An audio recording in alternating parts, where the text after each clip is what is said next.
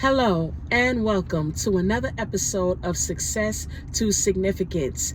I appreciate you guys tuning in into my 5-part series that I'm doing about road tripping. Yes, family, I recently did a road trip. It's nothing new for me. I have been doing this for many years. But as you saw from the thumbnail, you saw the picture. Today, I'm going to talk about maps.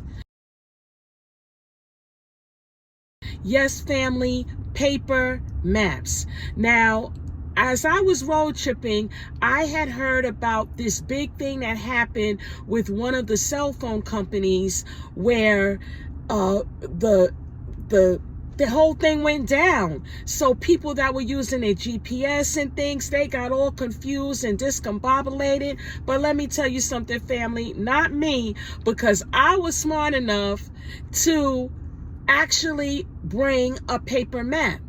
Yes, they still make them. Now, me, family, whenever I do a road trip, I always mark it off. Remember, we used to use the MapQuest. But now, I'm a member of AAA.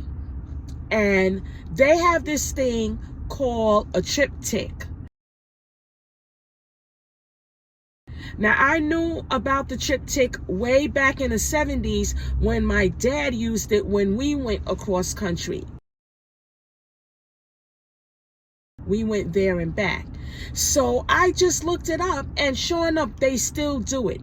Now, what a TripTik is, it is a paper map that will, if you tell them where your starting point is and where your ending point is, they will actually draw a highlighted map line, a highlighted just like the journey you would take from point A to point B. And you just go through the pages and you'll see exactly, it points out rest stops, gas stations, all of that. But you have to know how to use a map. Now, when I was in school, I went to the public school system, but let me tell you, that was before the Department of Ed came in, but that's a whole nother story for another time. We had an excellent education. By the time I was in the 5th grade, I could tell you latitude, longitude, equator, Tropic of Capricorn. We got tested on these things.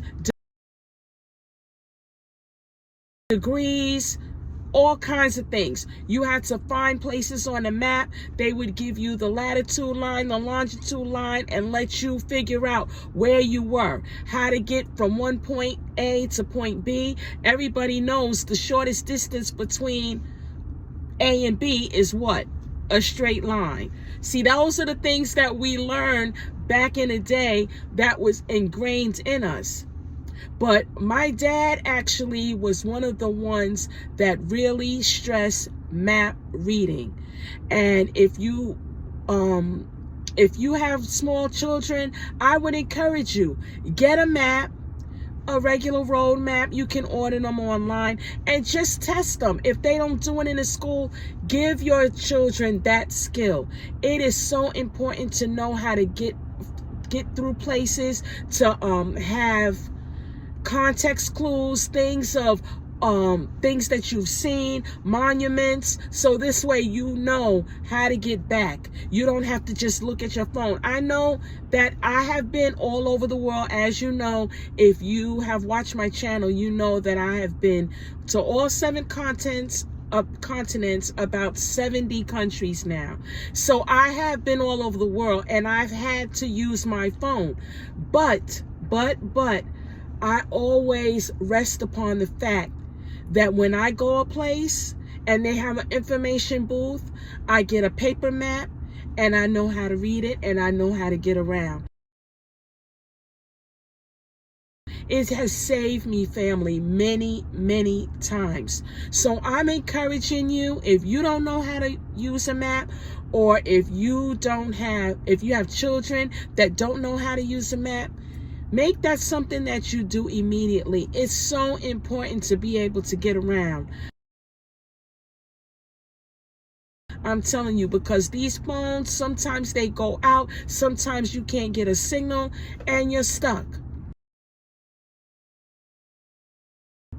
We weren't stuck. We made it there, and we ended up flying back, and the mission was accomplished. So I'm back, and I'm going to share more and more about the excursion so that when your next road trip comes about, you know exactly what to do.